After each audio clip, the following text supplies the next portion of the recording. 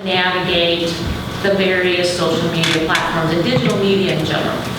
Whereas media literacy means you need to know how to access, analyze, evaluate, and create. And we will talk about creative in this too. For the first time, I mean, this past 10, 15 years has been great and very exciting. And again, for a communication major, this is an awesome time to be a communication major and a communication graduate.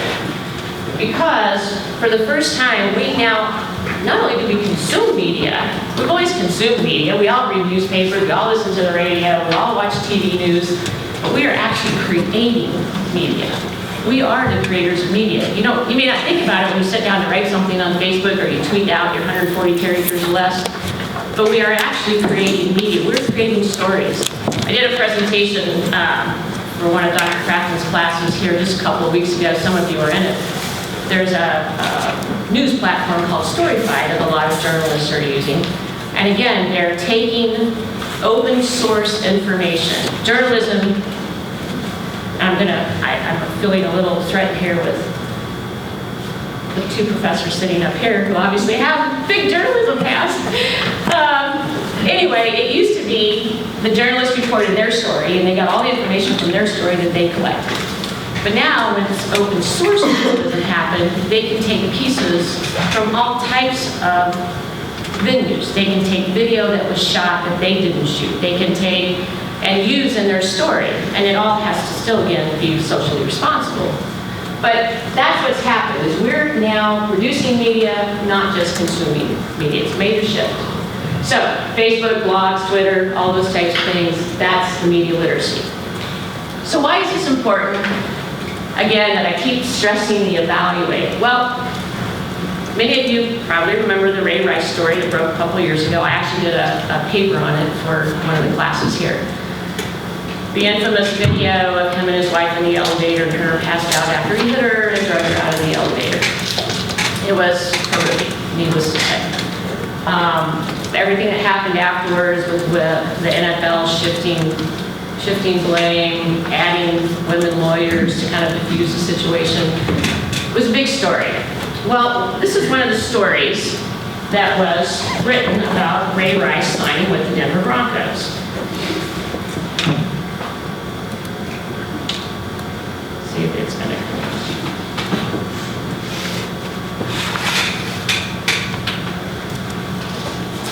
So, Ray Rice signed with the Denver Broncos, expected to play, see his contract. Oh, you can't see that. I can.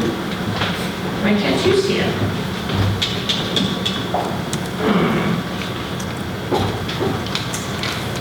I told David I wasn't going to make him work, but I may have to make him work on this.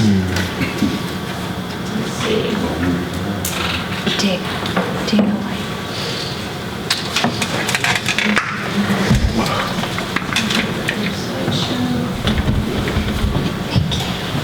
Try this again. There we go. I got it. Thank you. All you had to do was start walking down. So this was an article that hit everyone's emails and RSS feeds from the Empire News. And you read down a ways, and it says, he looked fantastic. The coach was like, well, we were barely aware of the situation. I'm reading this. I have this on my RSS feed. I'm reading this. I'm like, how can you be barely aware of the situation? This was like on every major news everywhere. So I scroll on down. I'm reading a little bit more. And I get down to the part, down here towards the bottom, that says, what?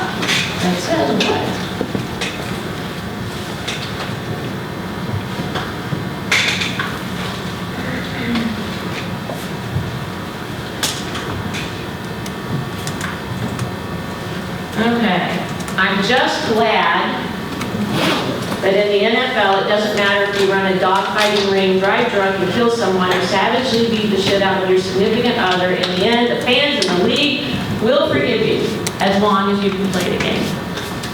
Details of pending contract now. I'm inflamed. I'm just like, oh my gosh, how can the Denver coach say this? How can the agent say this? I mean, I'm just like, wow. Well, then I started thinking, no. There's got to be something going on with this article. So I've never heard of Empire News. So I scroll down to the bottom of the article, and I click on About. And when I click on the About, what comes up is Empire News is an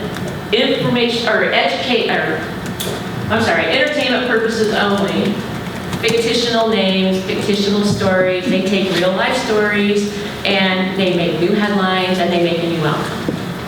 If I had not clicked on the About and thought, instead I could have just said, oh my gosh, I need to send this link to my friends, I need to get them as riled up as I am. But because I took the time to say, something's just not right, and go down and look about what the paper was about and see some of their other stories, I realized it wasn't true. That's why media literacy is so important. All right, enough of Empire News.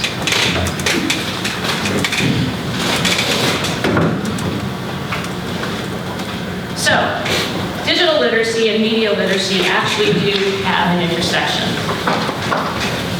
We're about done with the boring stuff, just so everybody just stays with me. This is the setup. On the digital literacy side, we talked about having the personal, technological, and intellectual skills for living in a digital society. We are living in a digital society. Collaboration, privacy management, safety, work skills, cybersecurity. Again, we can pick up any paper and read about the cyber warfares that are going on. Look at the recent Sony debacle with whoever was responsible. Then we look at the media literacy side. That's our engagement with the media. How are we going to respond? What are we going to write? What are we going to post? What are we going to tweet? What are we going to build in our website? And again, that comes with responsibility. Citizenship, cultural competence, knowledge building, critical thinking. There's that word again, critical thinking. Creation, communication, ethics. Ethics is so strong in digital media. It's got to be strong in digital media. Again, in the past, newspaper would print an article, they did something wrong, maybe nothing even that big, but it differed the story a little. They do a reprint either the next day or the next week and say, this page on this article, this is what it should have been. This doesn't happen in the digital world. Life just goes on, just goes right on, and that conception, that misconception stays there. So we have to make sure that the ethics of what we put out there as communication makers is very, very strong. So, why is this important? CNN article, Joel Osteen, for those of you who don't know. Pastor of mega church resigns, rejects Christ, cites lack of faith, pledges new church. Holy crap, that's huge news. Same CNN. Royal uproar revealing UK hypocrisy with Princess Kate. She's not raising her children the way that the Queen Mom thinks that she should raise her children.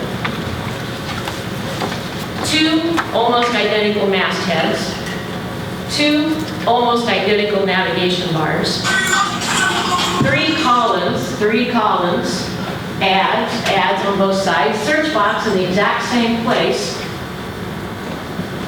but one of these is fake. And one of these is going on right now during all the political campaigning, and the headlines that are coming out, you believe are real. And CNN doesn't know who's doing it. So, is that one real or fake? Or is that one real or fake? Yeah, yes? I was in the one on the left. Joel Osteen? Yeah. You are correct. But again, what makes it fake? The look and the feel is there. What made this pop up on my radar screen when I got it on my RSS feeds, and I get CNN on a every 10-minute basis, breaking news, whatever. But what brought it to my attention is I looked at the email address that it had actually come from, and it had nothing to do with CNN. It's just things that we just overlook. So if you were in the Christian faith and Joel Osteen was somebody that you admired, and you took the story for real and then you sent it out, again, what you're creating is this viral fear. So it's really, really important to critically look at the media that you're engaging with. So, what are the products of digital media? Social media platforms. Some people call them social networking platforms, some of them just call media platforms, but the correct term is social media platforms. It's a tool where users build, mix, promote community engagement, conversation, and the user gets to generate material. That's what we were talking about again back there on the media and digital literacy side. We're producing media now, not just consuming it. So what does that mean again? Well, this is one of my favorite examples of a recent example. It's a tragic, sad story. But I said I'm in the horse business as well. First week of March, 17-year-old girl in Australia that's an eventer goes over a jump out in the field and the horse falls and he crushes her and she dies.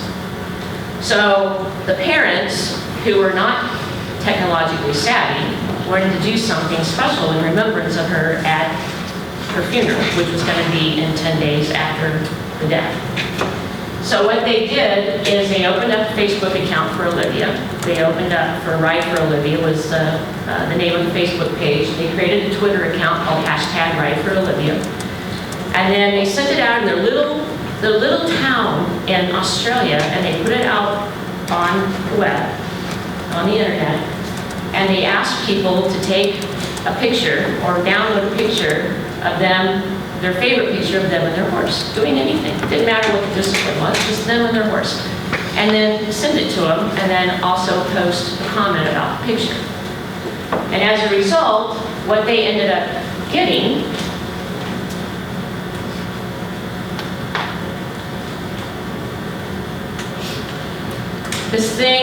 this viral thing went global. They got 20 million shares. Before the Snow White story you know, discover the truth of the evil queen. Mirror, mirror. They received 20 million shares and 10,000 pictures.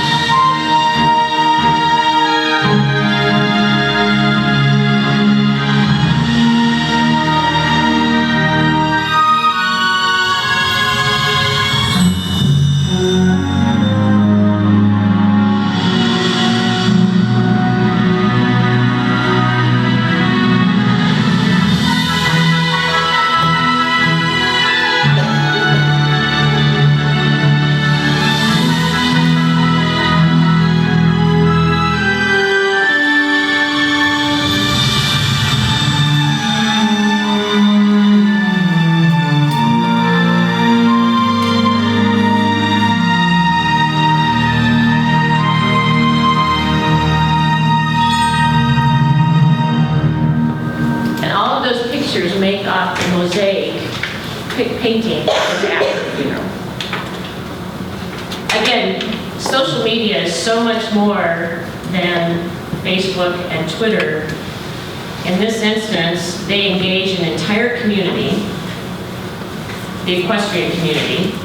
Globally, they allowed users to generate their own feelings, their own stories, and they built something out of these two platforms that they put together. It was only two, Twitter and Facebook. So to me, it's just a moving story for something good. So how many are out there? Oh my gosh, there's 52 social media platforms and growing. We look up here, we recognize some, YouTube, Skype, best invention ever between a telephone and video. Flickr, LinkedIn, Gmail, Yelp. Yelp is so fascinating to me that there's people every day writing reviews on restaurants, bars, name it, it doesn't really matter. As long as it belongs to the Yellow Pages, it's going to get a review written on it, and they're doing it for free. And then the Yelp reviewers are actually getting reviewed by the reviewees, and they're building a following base. It's just fascinating once you start to get in and look at all they're going to do is eat at a restaurant.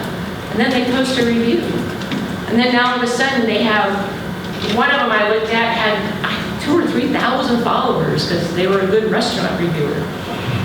But we look at all these, we recognize some and some we don't. I mean, I don't know anything about GUI or GOI or Simpi or Megite or ASCII. But for all the social media platforms that we think we're exposed to, we really know about 10. I mean, Instagram, Snapchat, Facebook, Twitter, Yelp, LinkedIn. We know about 10 of the ones that are actually out there.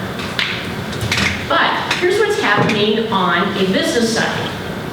If you look up here in the top right corner, right, my right, you see Quaker Oats, you see Pepsi, you see Walmart. And it's like, well, how's that a social media platform?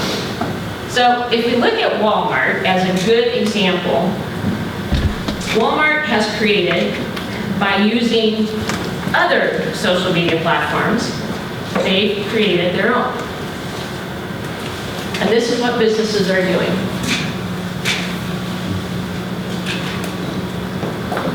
So, here's their social media example.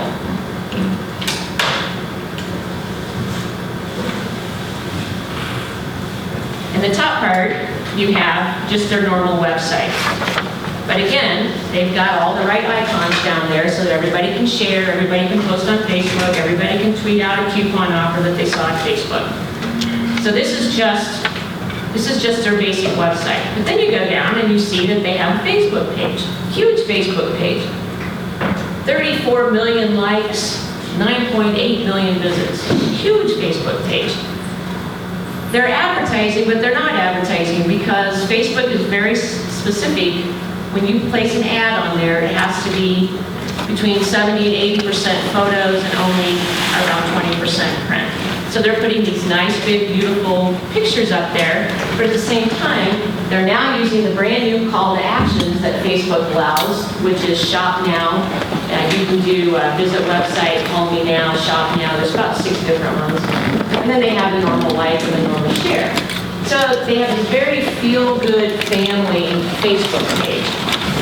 If we go on down and look at the Facebook page in general, in the past, when corporations were new to this social media, they would post things when it was the about. It was, yes, Walmart delivered 54 million in revenues last year, and we have 3,256 branches.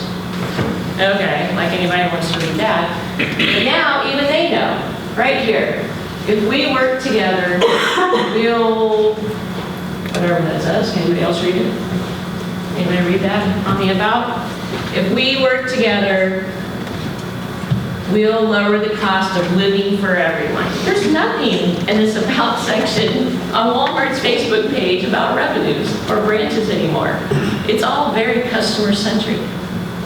So again, as communicators, we sit back and we look at this and we say, okay, we've got to make some changes. What's going to get the message across? Well, we have all this feel-good visual.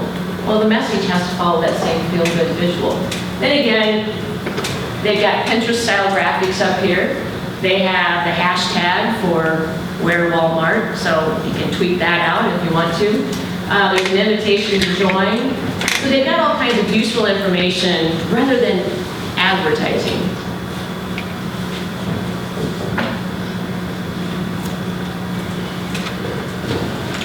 So that's how corporations are now becoming actual social media platforms by taking a number of platforms that already exist out there. What you don't see behind the scenes is some of these other ones are actually making sure that it finds the right target market. So of all those platforms, and the list just goes on and on, there's really 3 major categories. Everybody always talks about social media is about networking, and it is. It is. And I've been in classes with other students a year ago, 2 years ago, where they're like, oh, God, I hate Facebook. And Mark Zuckerberg, he's struggling right now because Facebook is starting to become an aging population that uses his services. And he's struggling with that. So what we're going to talk about here, though, is not just networking, but other things that social media actually does for you and for an employer that you might work for or that a potential one you're going to interview with. We're only going to cover the top 5 or 6 in each one because the list would be huge. And most of them at this point in time don't really matter to us. So the first category is those platforms that actually help you network. Yes, Facebook is the #1 networking platform out there. 1.2 1 billion unique monthly visitors and growing. This was